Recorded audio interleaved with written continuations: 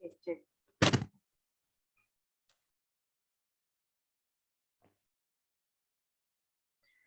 Cek, bisa kita lanjutkan ya. Terdengarkah? Terdengar, Ibu. Oke.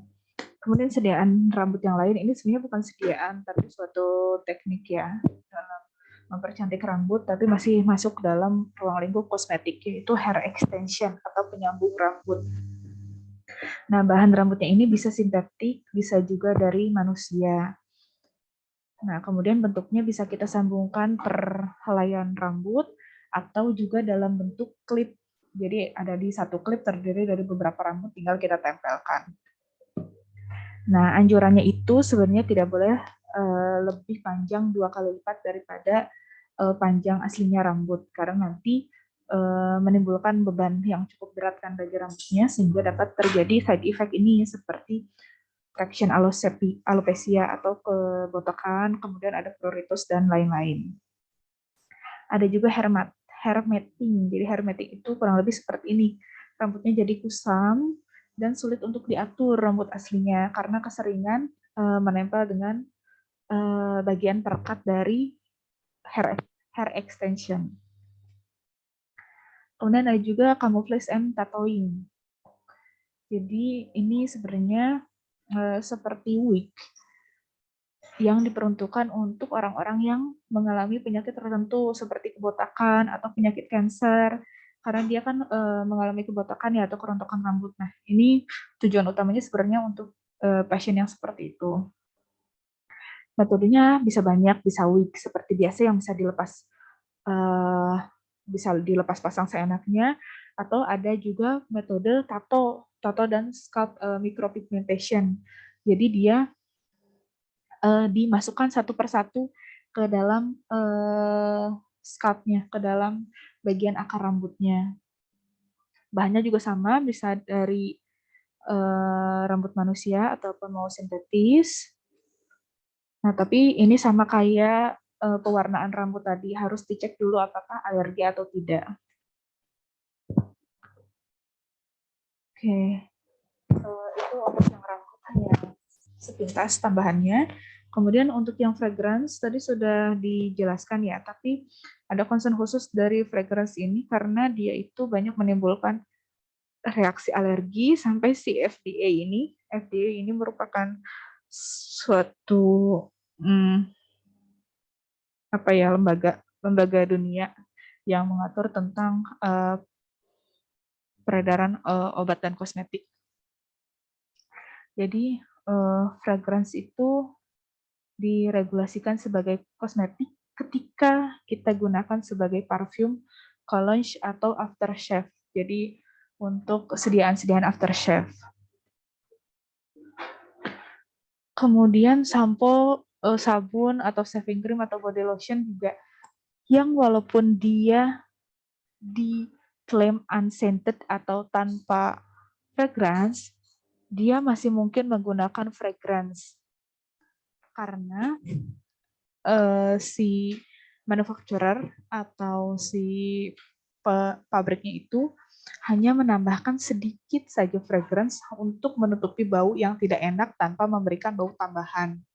Kan beda ya kalau misalnya kita punya kandungan misalnya minyak ikan, kita tambahkan wangi hanya untuk menutupi baunya saja, bukan untuk memberikan wangi stroberi misalnya. Itu boleh kita klaim sebagai unscented. Jadi harus hati-hati kalau misalnya kalian beli kosmetik yang diklaim unscented, terus kalian punya reaksi alergi terhadap suatu fragrance. Itu masih bisa terjadi. Kemudian fragrance yang ditujukan untuk terapeutik, misalnya seperti home living, seperti diffuser yang untuk misalnya fragrance sebagai penenang, sebagai aromaterapi, sebagai healing yang sering ada di spa kayak gitu. Kalau misalnya dia mengklaimkan suatu pengobatan, itu bukan termasuk ke dalam kosmetik lagi, tapi harus mengikuti aturan sebagai obat. Oke. Sama halnya dengan essential oil. Kalau misalnya dia ditujukan sebagai aromaterapi untuk memperbaiki atau menyembuhkan suatu penyakit, dia juga menjadi di bawah payungnya drug ya, bukan kosmetik lagi, dan aturannya akan menjadi berbeda.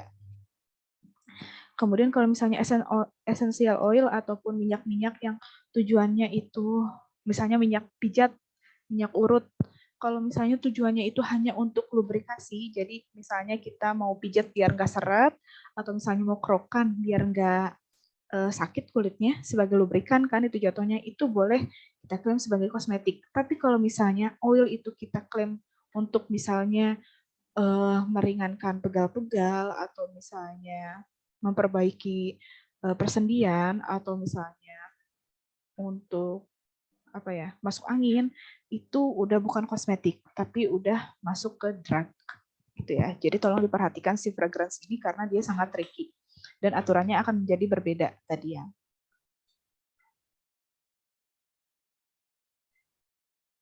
Nah, perfume itu banyak digunakan buat kosmetik atau toiletry dan juga untuk household. Household itu maksudnya untuk perlengkapan rumah tangga seperti sabun cuci atau misalnya pel lantai, itu juga masih masuk kosmetik sebenarnya.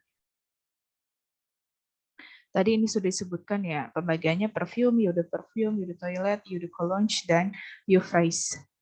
Tergantung dari konsentrasi minyak yang dimasukkan ke dalamnya. Makin banyak konsentrasinya, maka akan semakin long last atau semakin tahan lama menempel di tempat yang diaplikasikan. Kemudian ini juga ada kategori baunya, ada yang floral, ada yang oriental, ada yang woody, ada yang fresh. Woody itu seperti bau kayu-kayuan, kayak kita masuk hutan pinus gitu, itu kan woody. Tadi juga bahan materialnya sudah disebutkan ya, ada yang natural, ada yang sintetis juga. Kemudian berdasarkan strukturnya ini ada yang alkohol, ada yang aldehid, dan lain-lain. Ini boleh bisa kita lihat untuk kalian itu punya sensitivitas tertentu atau tidak. Misalnya ada orang-orang yang sensitif terhadap gugus alkohol, maka hindarilah bau-bauan seperti eugenol, geraniol, linalol, dan menthol. Oke, ada yang mau ditanyakan dulu? Silakan.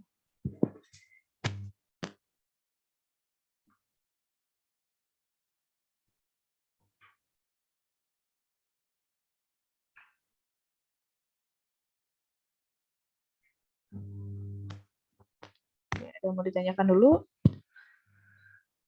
Dari yang kelompok presentasi juga boleh kalau ada yang mau ditanyakan.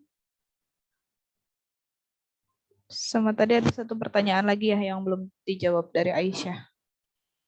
Ibu, permisi mau tanya sama Ibu. Boleh. Ibu, kalau misalnya itu rambutnya rontok-rontok terus, itu emang karena salah pakai sampo-nya atau emang karena rambut kita yang kekurangan kandungan itu, dan untuk ngatasinnya itu sih gimana ya Bu? Misal kan kita udah misal udah dicoba ya Bu, udah berbagai sampo, udah dicoba semuanya, udah pakai yang apa ya anti rontok dan yang bisa buat nyembuhin rambut rontoknya itu kenapa ya Bu? Apa karena emang apa sih rambutnya kekurangan nutrisi atau gimana ya Bu? Oke. Sebenarnya rambut rontok itu kan berbeda-beda penyebabnya. Jadi treatmentnya pun berbeda. Dia itu bisa rontok karena misalnya dandruff, ketombe. Jadi dia menurunkan absorpsi nutrisi. Kemudian bisa juga karena hair coloring, jadi pewarnaan rambut karena terjadinya reaksi oksidasi tadi kan. Pewarnaan rambut itu. Nah, reaksi oksidasi ini bisa membuat si rambutnya mudah patah. Bisa juga karena memang akar rambutnya yang lemah. Akar rambut yang lemah itu bisa kurang nutrisi atau bisa juga genetik. Nah, kalau misalnya rambutnya rontok itu karena dandruff, maka gunakanlah sampo yang menghilangkan dulu dandruffnya. Tapi kalau misalnya karena hair coloring, berarti gunakanlah sampo hair fall yang menutrisi rambutnya. Tapi kalau misalnya rontoknya itu gara-gara kurang nutrisi di bagian akar rambutnya, maka gunakanlah sampo yang memperkuat akar rambut. Contohnya, anti dandruffnya berarti cari sampo yang mengandung ketoconazole atau apa ya? Ketoconazole sih yang paling banyak digunakan sebagai anti dandruff. Terus kalau misalnya rontoknya itu karena dari akar rambutnya kurang kuat, maka carilah zat aktif yang memperkuat akar rambut, misalnya ginger, kemudian pumpkin seed oil, rosemary seed oil, green tea extract, karena dia mempromot pertumbuhan rambut, berarti dari akar kan. Tapi kalau misalnya rontoknya itu karena patah di tengah, misalnya karena reaksi oksidasi tadi, maka gunakan yang zat aktifnya memperkuat rambutnya seperti zinc, biotin, kemudian keratin, gitu sih. Jadi kalau misalnya penyebabnya nggak cocok sama apa yang kamu kasih di samponya, ya nggak akan selesai juga gitu masalah rontoknya. Terus perlu diingat bahwa sampo itu kan kontak dengan rambut kita sebentar ya. Paling kalian sampoan berapa sih? 5 menit kan ya? Setelah itu langsung bilas. Nah, jadi kita sebenarnya tidak bisa berharap banyak dari fungsi sampo tersebut. Karena toh waktu kontaknya pun hanya sebentar. Maka gunakanlah vitamin rambut selain sampo yang mengandung bahan-bahan tadi. Misalnya conditioner ataupun serum rambut. Kayak gitu sih. Baik, terima kasih Ibu. Oke. Terus penting juga kalian tahu tipe rambutnya karena shampoo untuk rambut kering itu tidak boleh digunakan untuk shampoo rambut yang berminyak misalnya. Kalau shampoo rambut kering pasti dia punya kandungan minyak yang cukup tinggi di samponya karena tujuannya untuk memperbaiki struktur rambut keringnya tadi kan. Karena rambut kering itu harus kita coating dengan oil yang cukup agar dia bentuknya baik. Kebayangkan kalau misalnya sampo yang mengandung oil yang banyak diaplikasikan ke orang yang rambutnya itu berminyak, nanti tambah berminyak lagi gitu. Jadi kalau shampoo yang untuk hair oil itu biasanya dia tipenya gel ataupun yang kandungan minyaknya sedikit tadi. Gitu.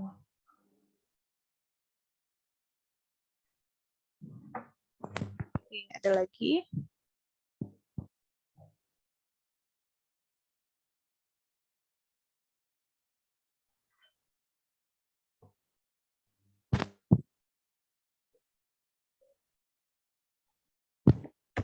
Mau ditanyakan kelompok yang bertanya boleh, yang presentasi.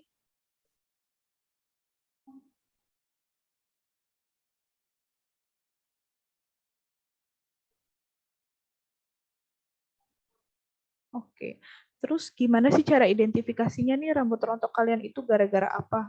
Ya dicek aja rambutnya banyak ketombenya atau tidak. Kalau misalnya ada ketombenya, coba hilangkan dulu ketombenya. Terus kalau misalnya saya nggak ada ketombenya tapi rambutnya tetap rontok, coba dilihat rontoknya itu dari akarnya atau di tengah-tengah. Banyak yang rontok. Kalau misalnya dari akarnya, berarti cari zat aktif untuk memperkuat akar rambut tadi ya. Seperti pumpkin seed oil, rosemary oil, green tea extract. Terus ada apa lagi ya? Ginger, mint ginger kayaknya banyak ya. Sampo yang pakai ginger. Macarizo rasanya itu pakai ginger. Tapi kalau misalnya kalian cek ternyata patahnya di tengah, berarti cari yang memperkuat helaian rambutnya. Seperti zinc, biotin, kolagen, seperti itu ya. Oke, ada lagi? Ibu izin bertanya, Boleh. itu waktu yang bagus itu misalnya kita mau keramas atau menggunakan sampo itu baiknya seminggu berapa kali ya Bu? Terus untuk penggunaan untuk rambut yang kering, rontok atau itu biasanya ada perbedaan ke sama rambut yang normal? Penggunaan samponya itu maksudnya waktunya ada yang 2 kali seminggu atau 3 kali seminggu atau gimana Ibu? Oke, kalau untuk yang ini tergantung dari rambutnya ya. Kalau misalnya rambutnya berminyak, ya mungkin bisa 2 hari sekali atau setiap hari.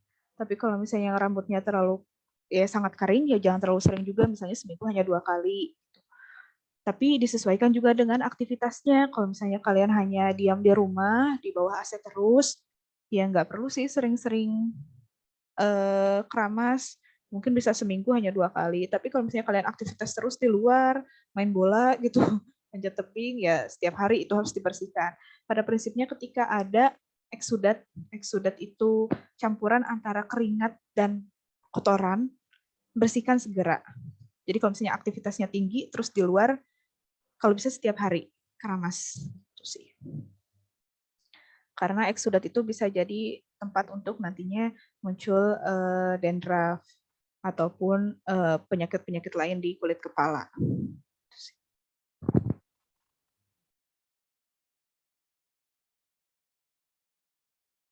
Oke, ada lagi?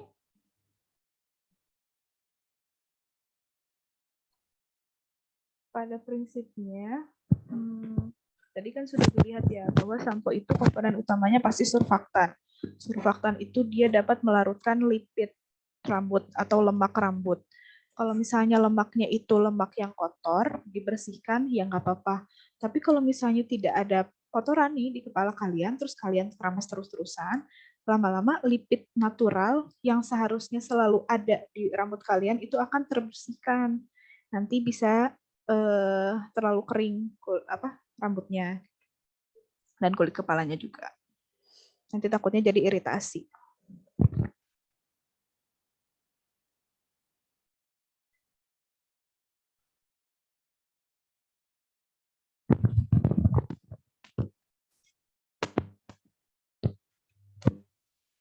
Lagi yang mau ditanyakan?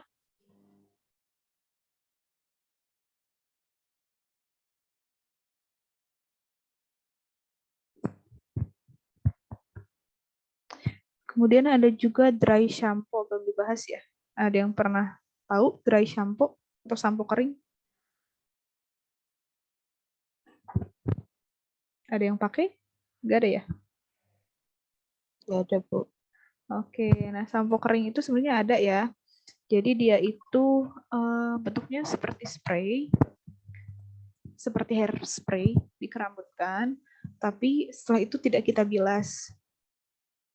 Itu biasanya hanya untuk orang-orang yang sangat sibuk atau misalnya orang yang sibuk sih sebenarnya. Jadi dia tidak sempat keramas gitu, tapi dia nggak mau rambutnya bau. itu boleh digunakan, tapi hanya untuk yang urgent, karena pada prinsipnya lipidnya atau kotorannya tetap berada di rambut kita, belum terbersihkan secara sempurna, tapi dia membantu pengangkatan kotorannya. Tapi kan kalau kita bilas kan kotorannya terbuang ya, kalau itu masih tetap ada di situ. Dan komponen utama yang cukup banyaknya itu adalah fragrance-nya tadi, atau pewanginya.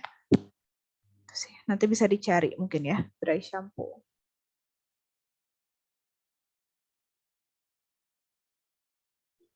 Oke, ada lagi yang mau ditanyakan?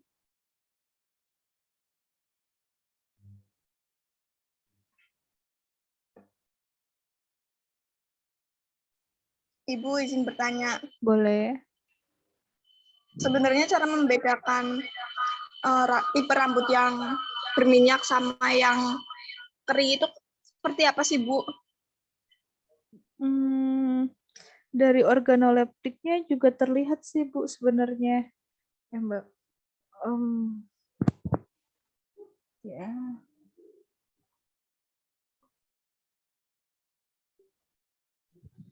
Ibu izin bertanya lagi. Kalau rambutnya ingin cepat panjang itu ada formula khusus yang bisa cepat memperpanjang rambut atau enggak ya, Bu? Oke.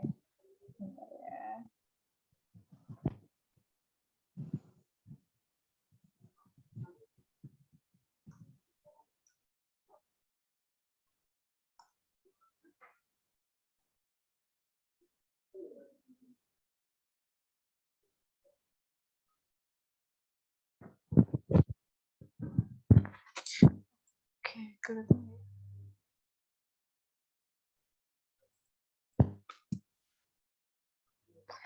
Sebenarnya cara membedakan rambut yang berminyak dan rambut kering itu dari organoleptik bisa sih terlihat jelas. Kalau rambut yang berminyak itu dia cenderung sangat shiny, sangat mengkilap. Ketika misalnya sehari setelah keramas pun dia sudah mulai mengkilap. Terus kalau misalnya 2 hari kalian gak keramas itu sangat greasy, sangat apa ya, sangat berasa berminyak di kulit kepala dan di bagian atas rambut biasanya. Seperti ini. Kan dia terlihat ya sangat berminyak. Kemudian cenderung lebih cepat lepek. Tapi kalau misalnya kulit kering tuh dia apa ya istilahnya bladus gitu loh. Dia tidak terlihat sama sekali ada shiny-nya gitu, cenderung lebih kusam. Itu sih kalau dari penampilan. Ada cara kuantifikasinya. Saya belum tahu ada scoring-scoringnya nggak. Maksudnya ada parameter-parameter lain atau tidak selain organoleptik. Terus tadi yang kedua, cara untuk mempercepat pertumbuhan rambut. Sebenarnya ya.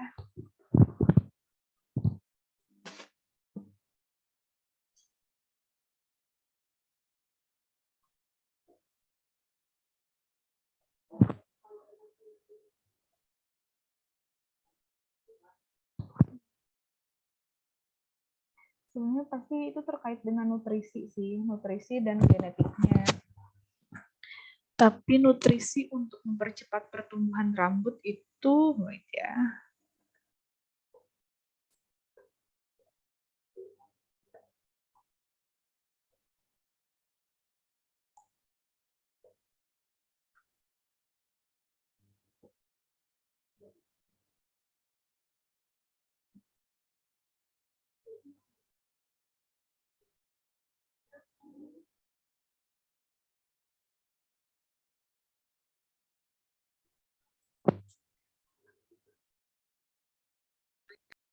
Oke. Kelihatan nggak ya?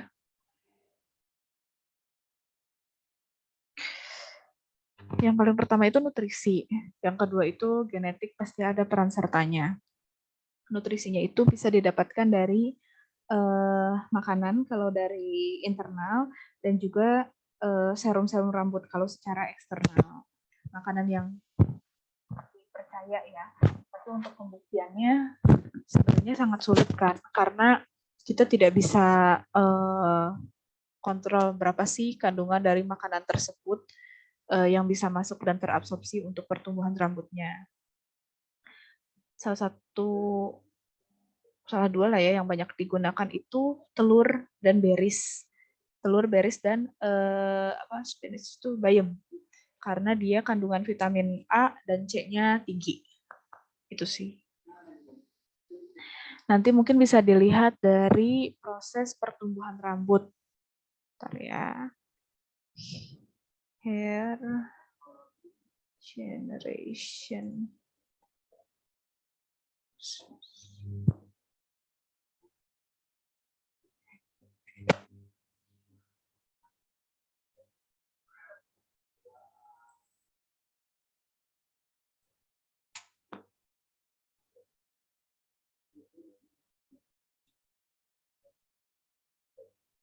Nggak ada. Nanti mungkin bisa dilihat juga dari pertumbuhan rambut itu dia membutuhkan komponen apa saja, terus itu yang coba kita apply dari makanan kita maupun dari secara eksternal. Itu sih.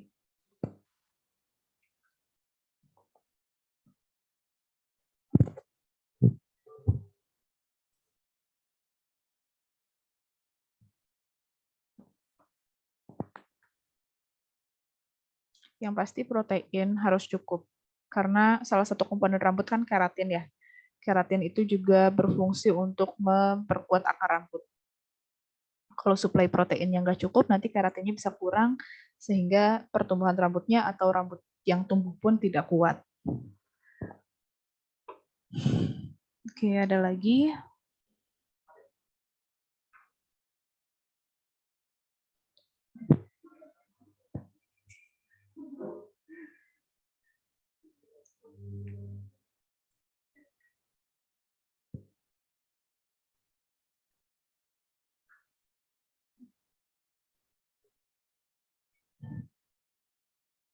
Oke, kosmetik ini matkul pilihan ya atau wajib? Pilihan, Bu. Pilihan ya. Oke. Berarti memang yang tertarik dengan kosmetik ya. Ada rencana mau pada kerja di perusahaan kosmetik?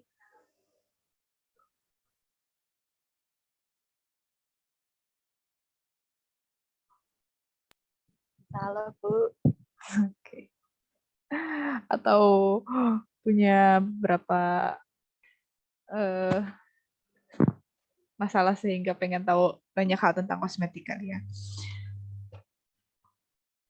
Punya banyak masalah, Bu, jadi pengen bisa Memperbaiki satu-satu ya. mempelajari kosmetikologi.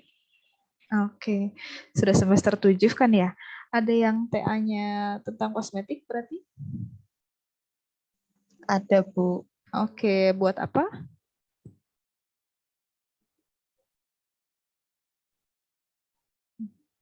Bikin kosmetiknya kosmetik apa?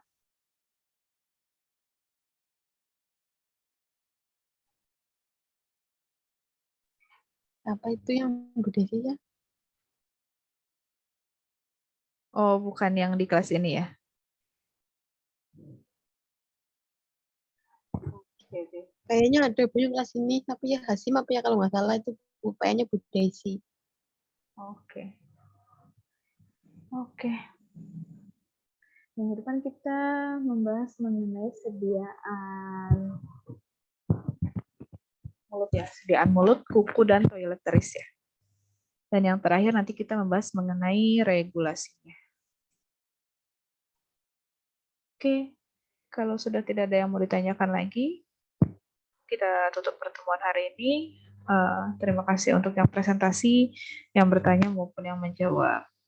Kita tutup. Assalamualaikum warahmatullahi wabarakatuh. Selamat siang semua. Waalaikumsalam warahmatullahi Terima kasih, Bu. Terima kasih, Bu. Terima kasih. Ya.